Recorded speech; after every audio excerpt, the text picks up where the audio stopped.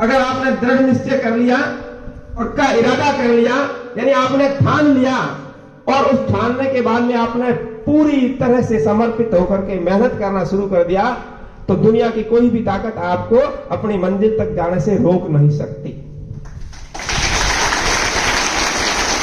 हमारे राष्ट्र कवि है रामधारी सिंह दिनकर, उन्होंने एक इसी भावना को लेते हुए एक कविता लिखी है, जिसकी मैं भाव उसका जो मैन है उसकी एक पंक्ति में आपको सुना देता हूं। उन्होंने लिखा है कौन विघ्न जग में ऐसा, है कौन विघ्न जग में ऐसा जो टिक सके मानव के मग में, मानव जब ठोक ठेलता है तो पत्थर भी पानी बन जाता है। यानी आपने अगर ठान लिया है तो आप पत्थर को भी पानी बना सकते हो। ये कोई कवि की कल्पना नहीं है या कोई, ये मैं नहीं कह रहा हूं। आपने किसी ने नाम सुना होगा या आप आगे सुनेंगे कि एक मांझी नामक का व्यक्ति था और उसने अपने जीवन में ठान लिया कि मैं इस पहाड़ को काट करके रास्ता बनाऊंगा। तो लंबे अरसे तक अकेले उस आदमी ने हथौड़ी और छेड़ी लेकर के उस पहाड़ को काट के रास्ता बना दिया। उसका जुनून था, तो वो जुनून आप में होना चाहिए।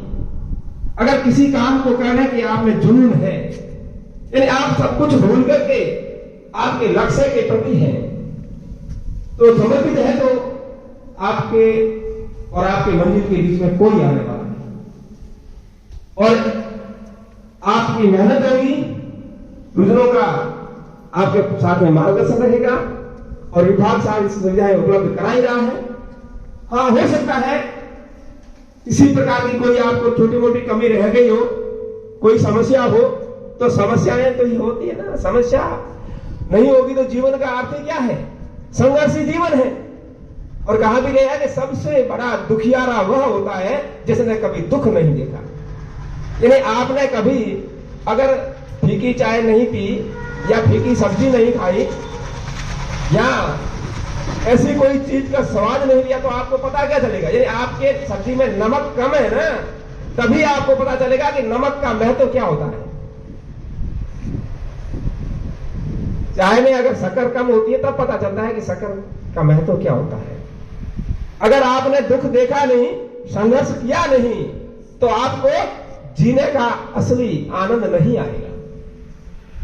तो यहां अगर कोई भी छोटी मोटी समस्या है तो उस समस्या का समाधान कर दिया जाएगा, लेकिन आप अपने पथ पर अडिग रह करके, समर्पित रह करके अपना काम करेंगे तो आपका स्वयं का नाम होगा, आपके माता पिता का नाम होगा, आपका परिवार, आपका गांव, इस पूरे क्षेत्र के साथ है इस संस्थान का भी नाम होगा।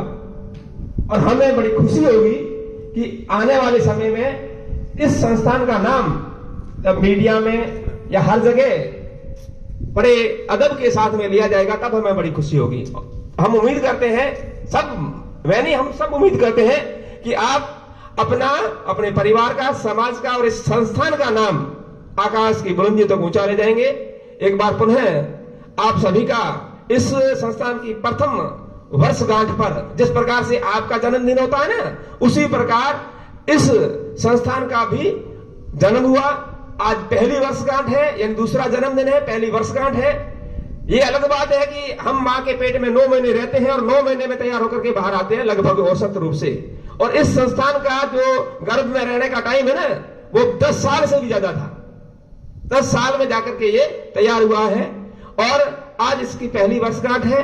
तो हम चाहेंगे कि जिस प्रकार से जो पूत होता है वो सपूत होकर के अपने माता पिता का नाम रोशन करता है, उसी प्रकार आप इस संस्थान की संतान हैं और आप आगे जाकर के इस संस्थान का नाम आकाश की बुलंदी तक ऊंचा ले जाए।